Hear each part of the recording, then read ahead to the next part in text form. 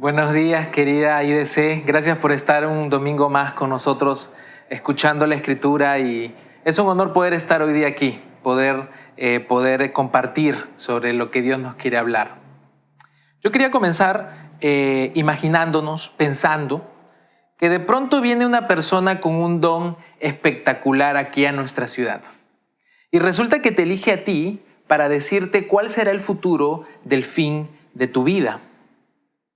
Y quizás tú dirías, yo no quisiera saber de eso, yo estoy bien como estoy, pero sabiendo cómo somos y cómo es el ser humano, esa inquietud por saber el futuro nos haría buscar a esta persona y preguntarle y decirle de frente cuándo y cómo va a pasar esto.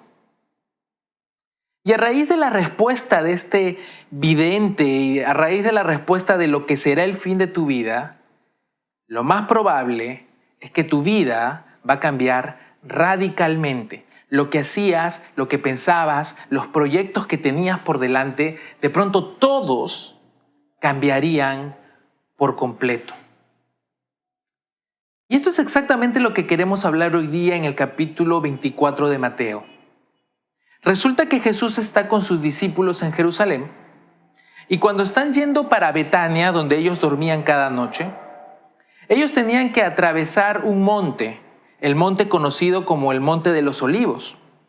Y cuando estaban en la cima del monte, Jesús y sus discípulos, de pronto los discípulos miran hacia atrás y desde aquella parte de la montaña ellos podían ver toda la ciudad de Jerusalén. Y en medio de esa ciudad podían ver el templo de Jerusalén, el templo de adoración que se había reconstruido en muchas décadas. Era uno de los templos más grandes, importantes que se habían hecho. Y dice el Evangelio de Marcos que cuando los apóstoles ven semejante templo, le dicen a Jesús: Maestro, ¿has visto estas piedras? ¿Has visto este edificio? ¡Wow! Y Jesús les responde y les dice: no quedará piedra sobre piedra de este templo. Así que los apóstoles van con él luego y le preguntan: Maestro, ¿cuándo y cómo sucederá esto? Y Jesús comienza un tremendo discurso en el Sermón del Monte. Un discurso que no solo trata de la destrucción del templo, sino del día final de la humanidad y del mundo. El tema de mi enseñanza hoy es los cristianos y el futuro. Y está basado en el capítulo 24 de Mateo. Y esta viene de una serie llamada Una visión cristiana del futuro, que hoy misma estamos comenzando. Durante las siguientes semanas vamos a estar leyendo el libro de Mateo y viendo lo que viene en el futuro. Así que hoy veremos tres situaciones que los cristianos debemos de enfrentar con respecto al futuro. En primer lugar, los cristianos enfrentan los peligros del futuro. En segundo lugar, veremos los cristianos ante los desafíos del futuro. Y en tercer lugar, veremos los cristianos y la certeza del futuro. Así que comencemos con la primera parte, los cristianos ante los peligros del futuro. Mira lo que dice aquí el verso 4 al 8, dice: tengan cuidado que nadie los engañe, les advirtió Jesús. Vendrán muchos que usando mi nombre dirán: yo soy el Cristo, y engañarán a muchos. Ustedes oirán de guerras y rumores de guerras, pero procuren no alarmarse. Es necesario que esto suceda, pero no será todavía el fin. Recuerden estos énfasis. Se levantará nación contra nación y reino contra reino. Habrá hambre y terremotos por todas partes, pero esto será apenas el comienzo de dolores. Hace muchos años, en los años 90 más o menos, cuando yo era un niño, había una película cristiana, evangélica, que se proyectaba, muy conocida. El título de esta película se llamaba Dejados Atrás. Y era una película que justamente trataba del fin de los tiempos, de catástrofes, de dolor, de guerras, de terremotos, bastantes efectos especiales. Y me acuerdo que cuando yo miraba esta película, yo me sentía sumamente aterrado por lo que iba a devenir. No podía dormir por varias noches porque estaba pensando en todas esas cosas que venían y yo no estaba preparado para eso y para mí era muy difícil. Esta película fue tan popular que hace un par de años, en el 2014, Hollywood hizo su versión, su remake, Dejados Atrás, pero esta vez con mejores efectos especiales y con Nicolas Cage de actor principal. Porque fue una película muy impactante. Ahora, lo interesante de esta película y de lo que se nos ha hablado en nuestra cultura cristiana es que cuando pensamos en los días del fin, de los tiempos, en el futuro, los cristianos se ponen aterrados y piensan de una manera, ven el mundo de una manera pesimista. Ya no hagamos nada más porque el mundo se va a acabar. Ya no estudiemos porque todo se va a acabar. Ya no hay más que hacer y hay que escondernos en nuestras cuevas. Pero quiero que vean lo que dice el verso 6, cómo es que responde Jesús a el fin de los tiempos. Jesús dice esta palabra: no se alarmen, no se alarmen. Cuando estoy alarmado a veces por una situación, mi esposa me mira, me dice, take it easy, Willer, tranquilo, inhala, exhala, no es el fin, tranquilo.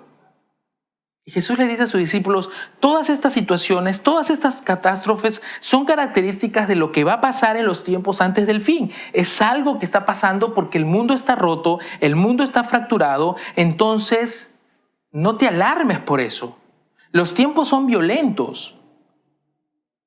Entonces, ¿qué debemos de hacer al no alarmarnos?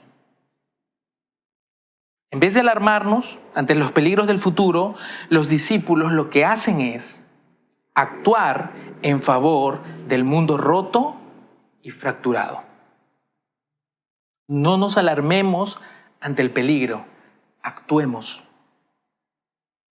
No quiero ir lejos de las catástrofes producidas por nuestro planeta, que dejan sin alimentos, que dejan sin familia. Hoy día vivimos una catástrofe terrible, que es el COVID-19. Una catástrofe que ha quitado a muchos sus empleos, que ha dejado a mucha gente en la calle, que ha dejado a mucha gente con hambre. Muchos han perdido a sus seres más queridos y cercanos. Vivimos en tiempos de catástrofes, vivimos en tiempos cerca al fin. Lo que el cristiano debería de hacer en estos momentos, en vez de alarmarse y esconderse debajo de la cama, lo que los cristianos hacen ante estas situaciones es actuar, no alarmarse. Yo quiero poner un ejemplo. En nuestra comunidad en IDC, hoy día hemos comenzado un proyecto que se llama Ollas Comunes.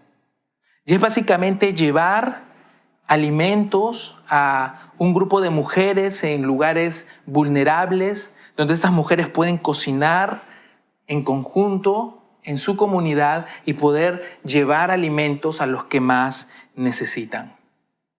Eso es una manera en que los cristianos actúan.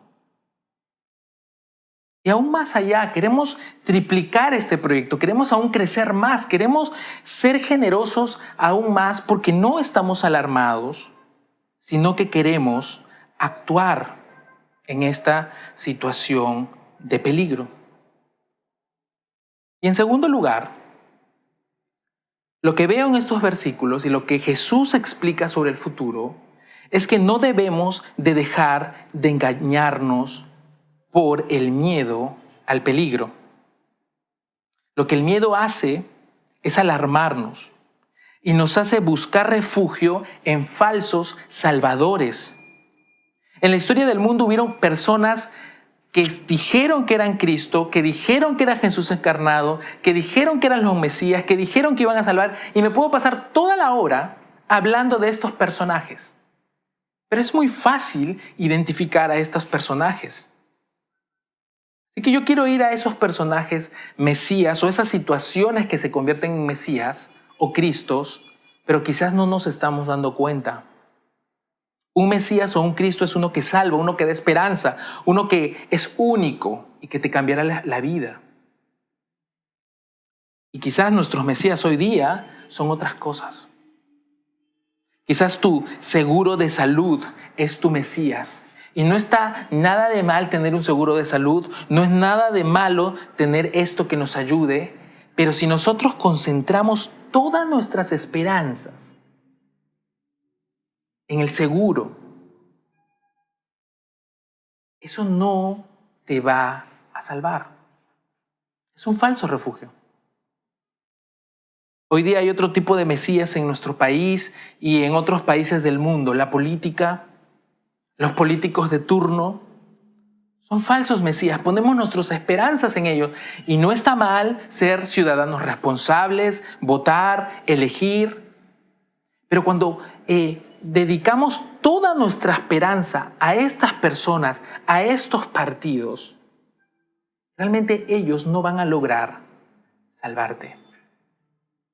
Y Jesús le dice a sus discípulos, en el futuro muchos les engañarán, pero ojo, que nadie te engañe, que nadie te engañe. No pongamos nuestras esperanzas únicamente y primariamente en falsos salvadores.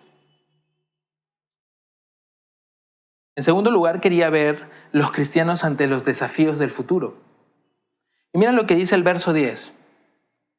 En aquel tiempo muchos se apartarán de la fe, unos a otros se traicionarán y se odiarán, y surgirá un gran número de falsos profetas que engañarán a muchos, y habrá tanta maldad que el amor de muchos se enfriará. Pero el que se mantenga firme hasta el fin será salvo. Y este evangelio del reino se predicará en todo el mundo como testimonio a todas las naciones, y entonces vendrá el fin. ¿Cuál es el más grande desafío para los cristianos, para los discípulos de Jesús? En la primera parte vimos que los cristianos deben de actuar ante la dificultad, que los cristianos deben de actuar ante este mundo quebrado, lleno de dolor y de catástrofe, y no cruzarnos los brazos. Sin embargo, el desafío principal del hombre no solamente está en las necesidades físicas, sino está en la necesidad más importante, que es el corazón y el alma del ser humano. Jesús lo dijo antes, que el alma, tú puedes destruir el cuerpo, pero lo más importante es el alma, que no sea destruida. Y Jesús aquí va mostrando varias cosas de lo que refleja el corazón del hombre. Un corazón lleno de traición. Vemos que hay odio. Vemos engañadores que disfrutan de engañar a la gente. Vemos maldad creciente. Y sobre todo vemos gente con falta de amor. Eso es parte de la naturaleza humana caída. Y quizás como cristianos que somos en nuestra ciudad, en nuestras comunidades, ya nos hemos acostumbrado a convivir con esta situación de dolor, de maldad, de traición, de engaño, de falta de amor. Ya no lo sentimos. Y ese es un verdadero desafío para los cristianos y discípulos de Jesús. Un verdadero desafío.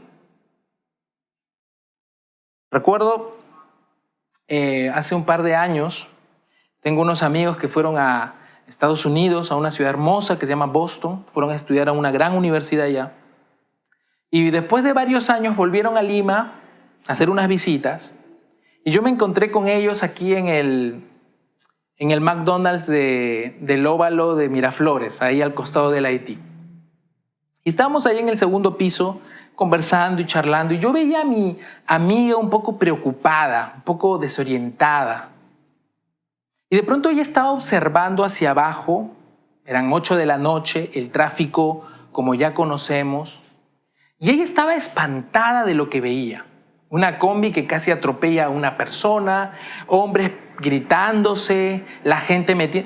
Ustedes ya saben cómo son los óvalos en nuestro país y el desorden que hay. Y ella estaba espantada por eso, porque no veía eso en donde vivía. Y yo en un momento le dije, bueno, es que las cosas son así, ¿no? Es que en Lima ya nos hemos acostumbrado. Y ella dijo algo que hasta ahora me impactó. Me dijo, Wilder, ese es el gran miedo, el gran desafío para nosotros. El desafío es que no nos acostumbremos a eso. Eso no se puede acostumbrar, eso está mal. No puedes estar tranquilo viendo esas cosas que están mal. Tiene que haber un sentido de alarma. Y verdaderamente, los cristianos no podemos acostumbrarnos al odio entre las familias. Los cristianos no podemos acostumbrarnos a los engañadores. Los cristianos no podemos acostumbrarnos a la prolificación de la pornografía que acaba las familias. Los cristianos no se pueden acostumbrar a que la vida humana no vale más que nuestros propios intereses o ideas. A ver que gente se engaña a gente vulnerable. Los cristianos no pueden estar tranquilos. Se tienen que sentir desafiados a que eso no es lo que Dios tiene para el mundo. Los cristianos son desafiados que en ese dolor, que en esa situación del mundo y de corazones, crece una angustia al ver esa necesidad del ser humano. Y el único antídoto para eso se llama el Evangelio.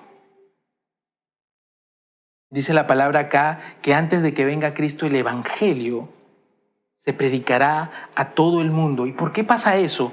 Porque Cristo no quiere que nadie se pierda. Cristo quiere que todos lleguen a su conocimiento y por eso se demora en volver, porque no quiere que la gente no sepa de Él, quiere que esto se predique a todo el mundo.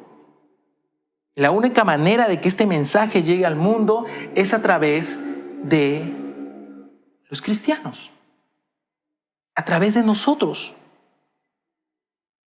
Pero si realmente no nos conmueve lo que está pasando en nuestro mundo, si ya nos hemos acostumbrado a eso, quizás no estemos llevando ese precioso mensaje al mundo. Este es un desafío. Es un desafío para nosotros. El Evangelio es un mensaje de buenas nuevas que nos cuenta que Cristo vino al mundo como un siervo, que murió por nuestros pecados, que se levantó de los muertos y vive. Y si tú crees en Jesús y te arrepientes, puedes disfrutar de ese gozo, de esa libertad que nunca en otro lugar lo vas a encontrar. Eso es el mensaje. Hay un escritor peruano que amé toda la vida, lo sigo leyendo mucho. Él se llama Julio Ramón Ribeiro. Y desde pequeño me gustaba leer sus cuentos. Me gustaba mucho porque él describía mucho la vida real del ser humano en Lima. Me gustaba mucho porque porque él escribía cuentos sobre situaciones en nuestra ciudad, en Miraflores, en la Plaza Bolognesi, en las playas de Lima. Y sus cuentos eran espectaculares, grises como el cielo de nuestra ciudad, duros, difíciles, dolorosos. Describía realidades de una manera transparente y honestas. Y me encantaba leer a Ribeiro. Pero sabes, Ribeiro no podía dar el antídoto para parar esta soledad y dolor del corazón del hombre. Podría describir muy bien la maldad, podía descubrir muy bien la soledad, pero no podía parar esto. Y probablemente él tampoco encontró ese antídoto. Pero un día Esto lo encontré en el Evangelio. Cuando estaba cansado y agotado, y cuando sabía que todo estaba mal, el Evangelio me dijo: vengan a mí, todos los que están cansados y agotados, que yo los haré descansar. Solo Cristo es la respuesta que el hombre necesita para parar su dolor y su maldad. Este Evangelio es increíble. Y la iglesia nuestra en IDC, nuestra comunidad, existe principalmente, primordialmente, para llevar el mensaje del Evangelio de gracia a toda nuestra ciudad. Ese es nuestro mayor desafío. Y lo tercero que quería hablar hoy día era sobre los cristianos y la certeza del futuro. Mira lo que dice el verso 30.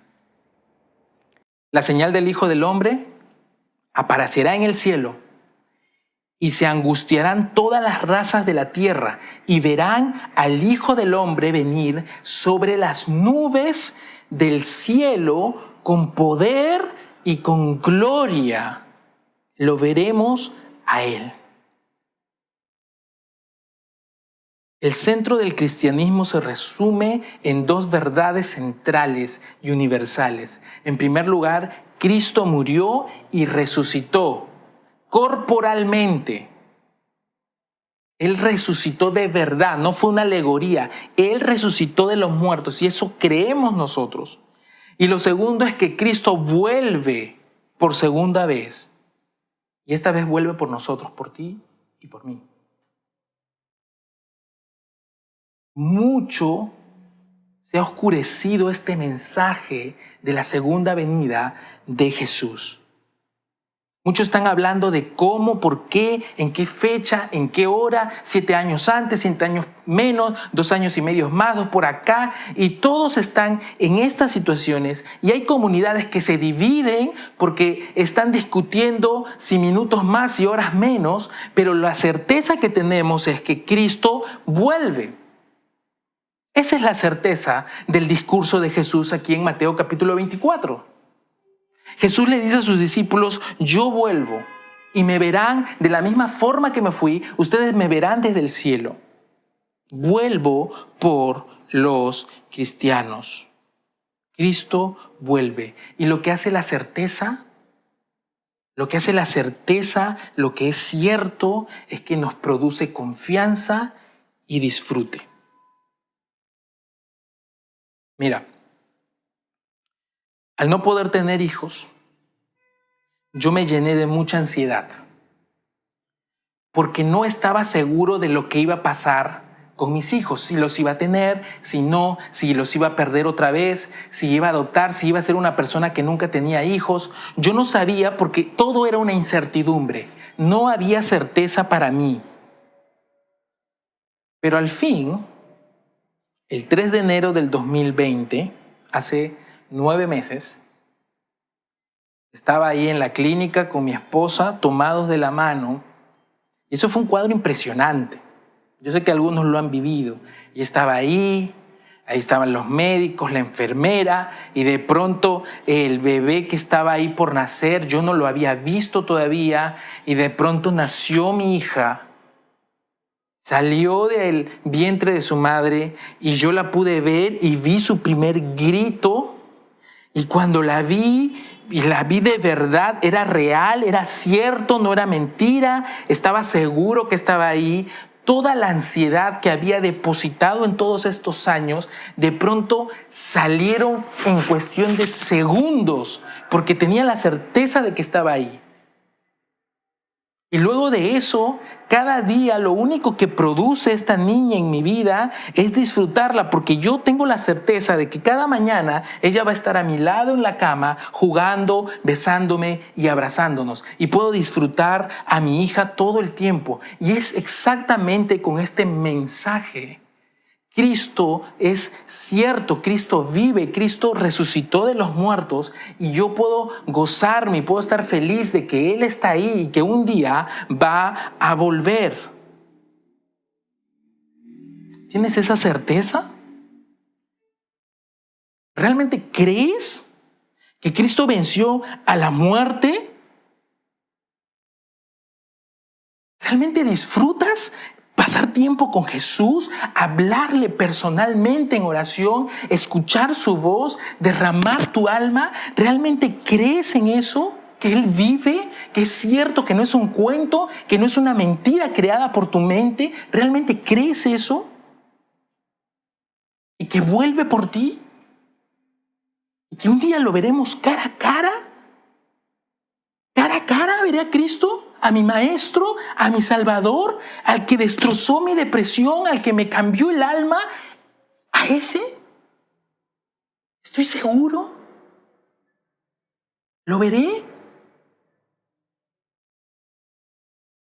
Lo único que llena eso es cada día esa alegría y felicidad. Esa es la certeza de conocer a Cristo. Si no lo conoces, te invito a conocerlo. Te invito a conocerlo. Y a los que lo conocen, ¿estás preparado para ver a Jesús otra vez? ¿Estás preparado para verlo?